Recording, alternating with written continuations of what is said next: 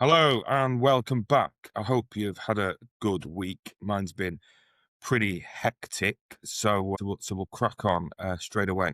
We're going to talk about City and West Ham, obviously, and Brentford from during the week, and a bit of transfers as well. But first, Pep is off, isn't he? Apparently, according to the Athletic, who have sources outside of the club that seem to know more than everybody else. I'm sure their reporting is genuine, but I'm not having this conspiracy that they're just doing it to derail City's good form. I'm not having any of that. But come on, I mean, we've heard it all before, haven't we? We heard it probably this time last year, the year before that, the year before that. Obviously, Pep will go at some point, but I don't think the end of the season is the point. I listened to their podcast on the Athletic last night, and it's nothing that a conversation me and you wouldn't have in the pub. Very little to stand it up. Outside of the club sources who want to remain anonymous.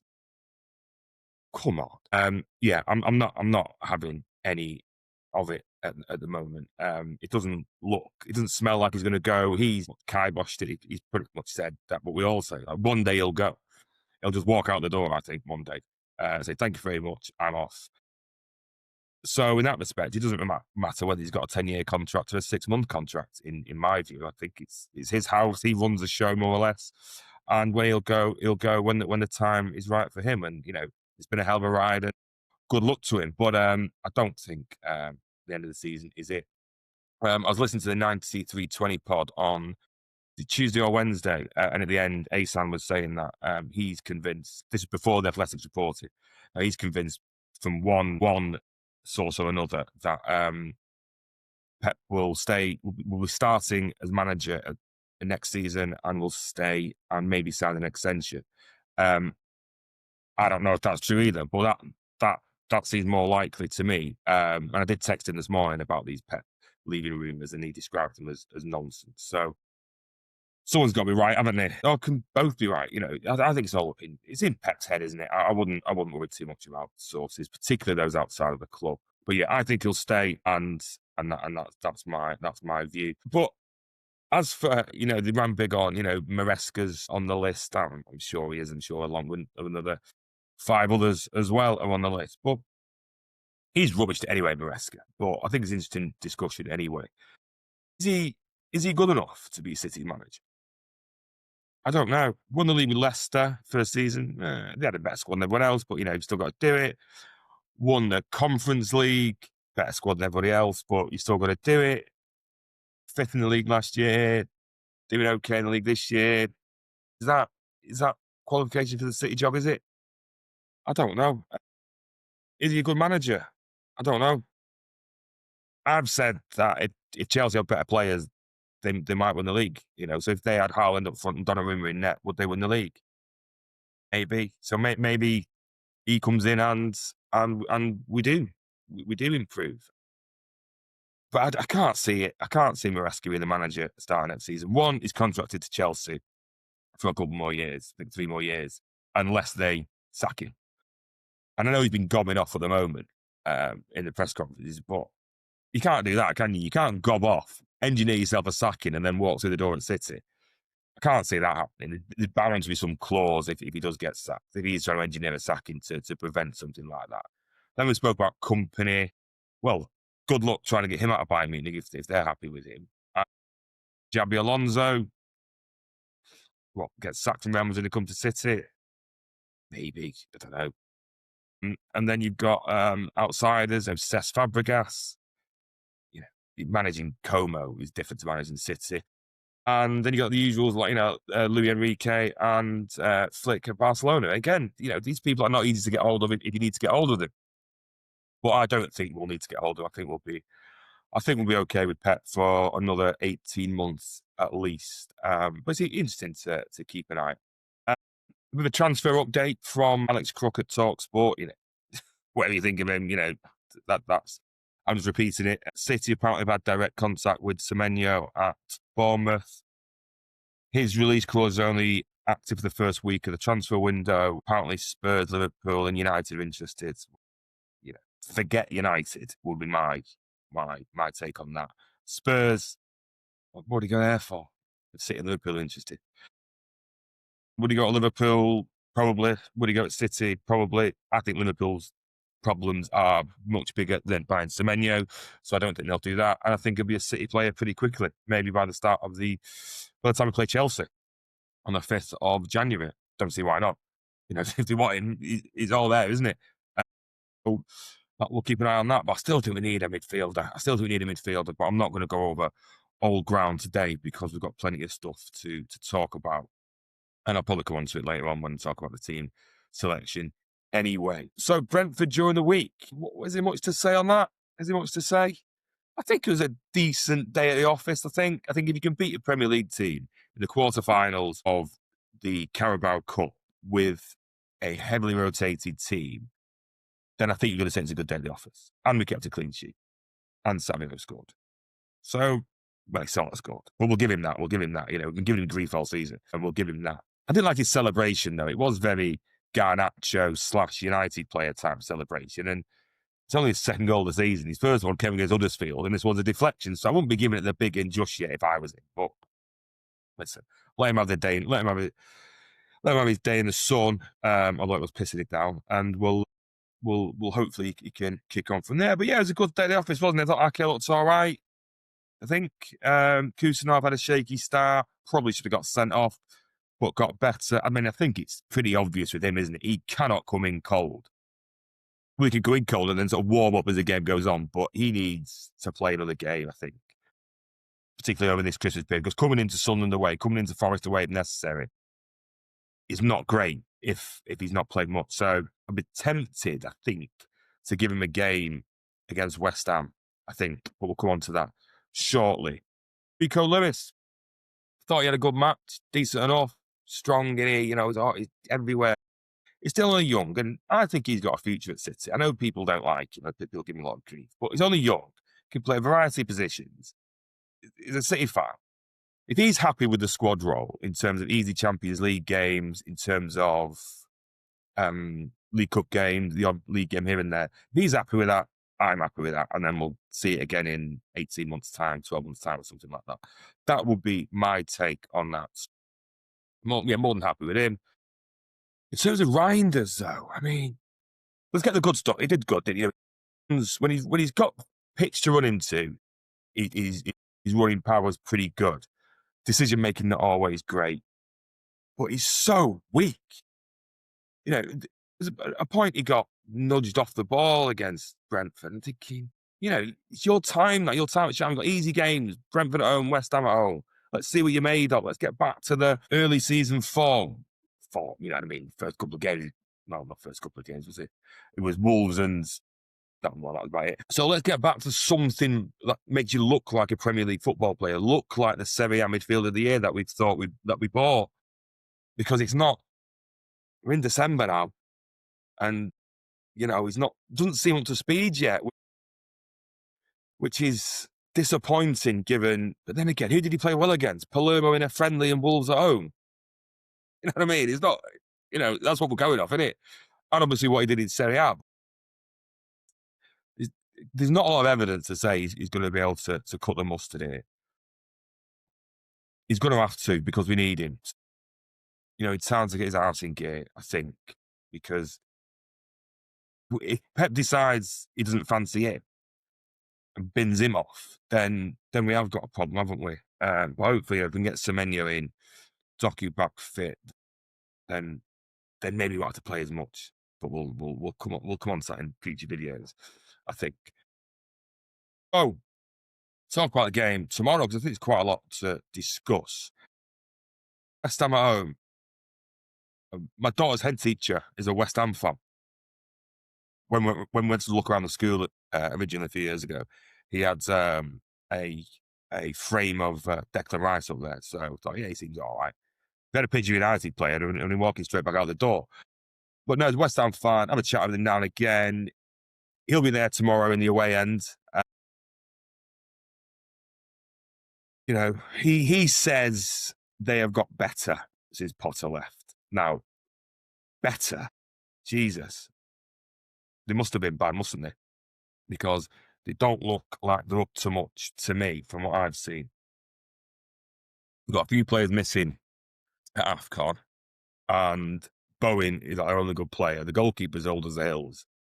So I'm not worried about this match, really. Their next few games are Fulham at home, Brighton at home, and Wolves away. I expect their focus will be more on those games than this one. I think they'll put a bit of a fight, but once the first one goes in, particularly the second one goes in the first half, then I think they'll, right, lads, let's not get hammered here. Excuse the pun.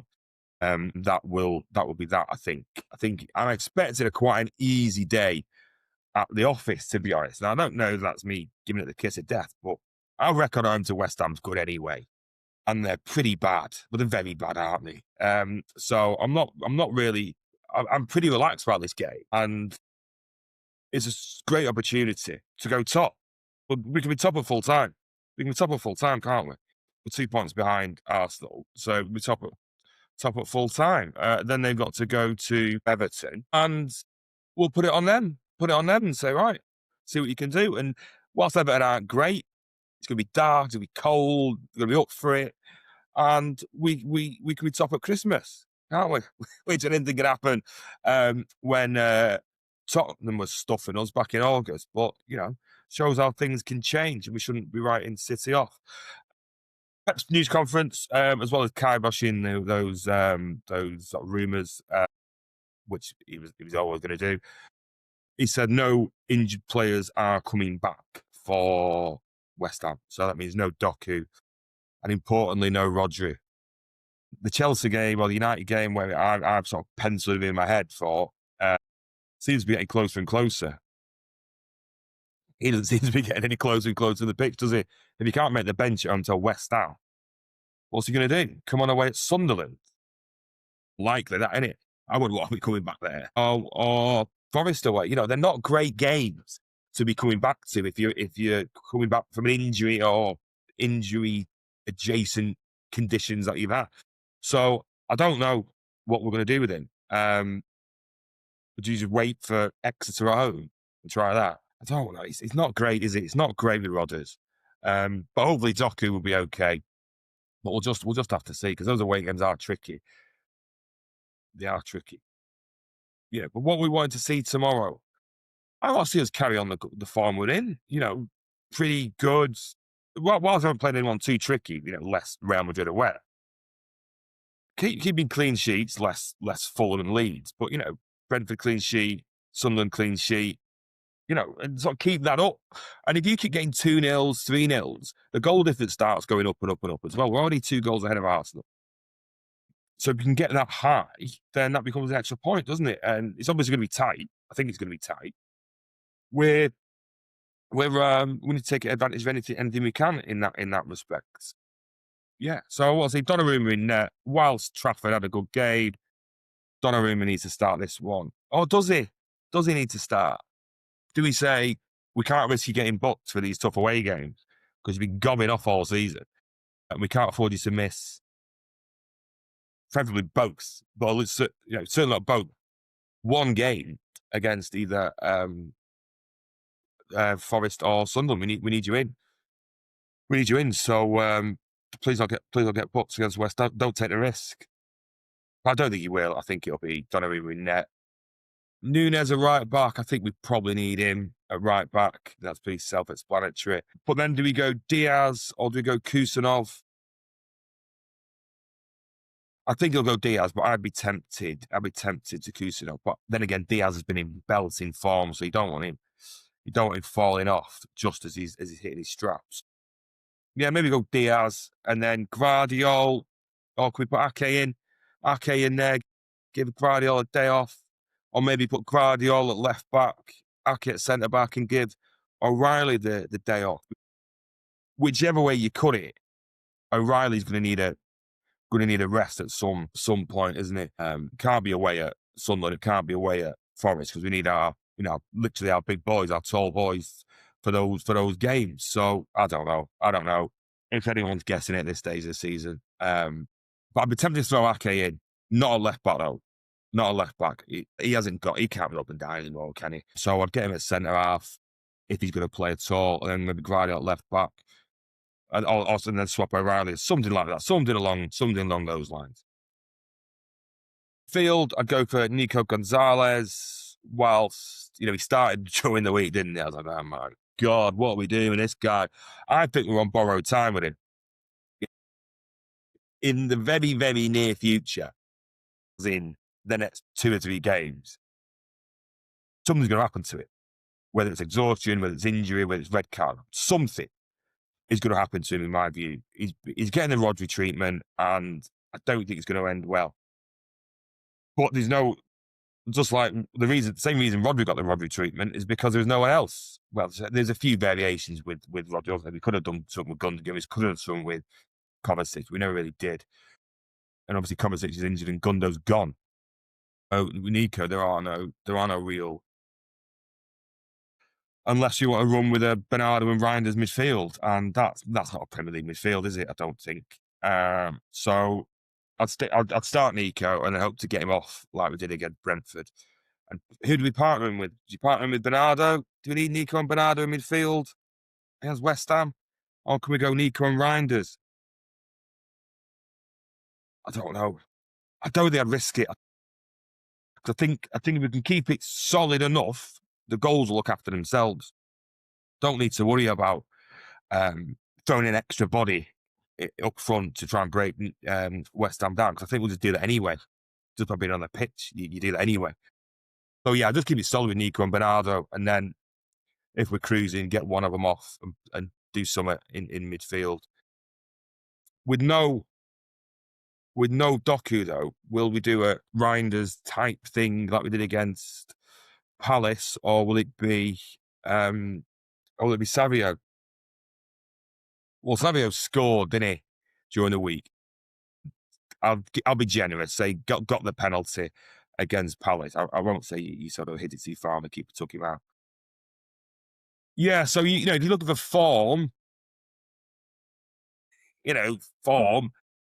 clutching at straws maybe, but I think the best bet's probably Savio. But then again, if they play deep, is he going to get much joy? Or do we just put Savio in, time to keep running, push them back, give them no encouragement whatsoever? Because whilst West Ham aren't great, they've got players who can push Reinders off the ball, haven't they? Everyone has. So we can't be risking that. So yeah, I go Savio. Reinders in my bad books. I was hyping him up so much early stage of the season, and maybe I come too far the other way. I don't know. Maybe I'm overcompensating. But yeah, disappointed me to say the least. Recently, Reinders. Hopefully, we can come off the bench summer and get a goal and maybe do the Savio thing of, little small building blocks and improve that way. So yeah, so on a wing, I go Savio. And I think the rest sort of speaks for itself, doesn't it? We need Cherky, Jesus. I think this will be his 5th start on a trot. I mean, we're assuming he's going to start. There's no reason why not. So get him starting. We'll need his creativity. We'll need his tempo setting skills. And his link up with Foden is superb. His goal during the week, by the way. Fucking hell. Have a day off with you. Jesus Christ. I mean, I know the commentator was saying, Brentford should have closed him down early. But it's still a great strike, isn't it? It's still a great strike. And, he'll seem to link up with Foden quite well. Foden came off the bench, didn't it, on midweek, but then came off, I thought I phoned it in, Foden, not really, didn't really want to be there, wasn't expecting to play, but I thought he was excellent. Where he was good, his link up with Cherky's great. So yeah, just more of the same, really. More of the same, isn't it? And then up front, Haaland. But again, although, is it Mikasa who played during the week? Forgot to mention him. I really like him. Can he deputise for Haaland? No. Can he come on with 10 minutes to go to give him a rest if we're cruising? Absolutely. I think he looked more comfortable on the right-hand side when he came on, and he took a good corner that led to Cherky's goal. So I like him. I like the guy. Yeah, looks good enough. I don't know Bob's injured again. He did enough to worry the starters for this game, didn't he? So, yeah, I'd have him on the bench, definitely. And if we can get the opportunity to bring him on. He's from West Ham's academy as well.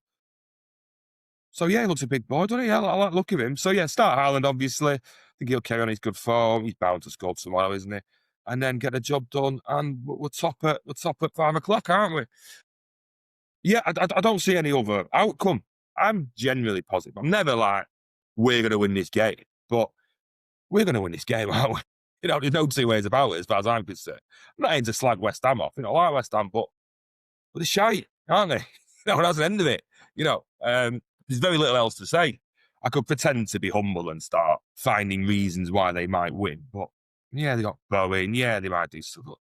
They let goals in for fun. And if you let goals in for fun, then it's bread and butter for us, isn't it? So yeah, I'm pretty sure we're going to cruise this. And it'd be a good Christmas last game before Christmas for us.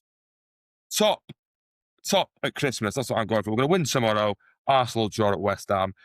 Arsenal TV is going to be great viewing tomorrow evening. So that's my prediction anyway. I hope it doesn't come and bite me on the arse. But yeah, I think we'll leave it there. Oh no, we won't leave it there. I was going to talk about that United game from Monday. Oh my God, I've never seen a team get so much praise for losing 4 goals at home. They drew home to Bournemouth, for Christ's sake. Neville talking about, he can live with it. He can live with how they're getting beat, how they're playing when they're getting beat. Throwing forwards on and blamming the ball into the box non-stop is not football anymore. He was in his day when he was winning trophies. That was how you played then. You don't play like that now. Oh, no, that Sesko they've got. My God, he's terrible, isn't it? But yeah, watch the United game. No one passes. There's no small passes. They're all long passes. Everyone runs round. There's no control. There's no structure. Bonkers he played like that in 2025, 2026. That's not how you play. And Bournemouth could have won it at the end. Yeah, I just thought it was amazing that drawn home to Fulham 4-4 got such praise. And when they made it 4-3, was it when Cooney scored and he's dancing? You're dancing with 25 minutes going against Bournemouth. It's your second goal of the season, mate. Have some humility. Jesus Christ. They're going nowhere that lot. If they think taking the lead against Bournemouth, I mean, they lost the lead 3 times, didn't they? Pathetic. So I'm not worried about them. They've got Villa away on Sunday. Apparently Villa's record against them is horrific. Maybe it is, maybe it isn't, but you'd still imagine Villa to do the business there, which will keep the pressure on Arsenal as well, won't it? I don't think Villa are going to win the league, not by a long way, but the more teams can keep pressure on Arsenal, the more teams that can be within a couple of games of them, then the better, as far as I'm concerned. So that's what all United ran over with.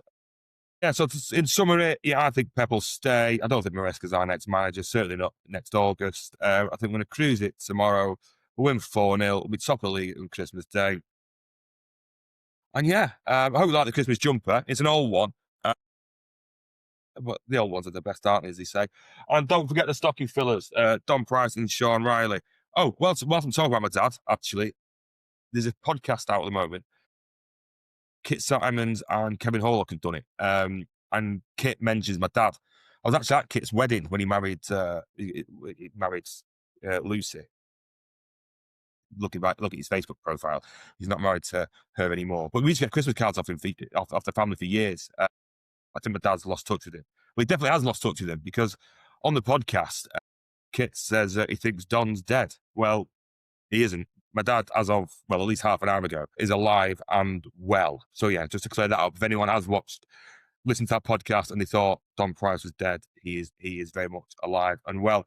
And very much the books are worth checking out. So yeah, Sean Riley and Don Price, check them out on Amazon or anywhere else you get your books. Right, thank you very much. Please like and subscribe. Have a very Merry Christmas. I'll probably be back after New Year's Day. We'll do a roundup of the games and how the land lies after that, because I probably won't be in a fit state to do any videos in the meantime. So yes, have a very Merry Christmas, onwards and upwards. Have a great festive period, and I will see you in 2026. Thank you and take care.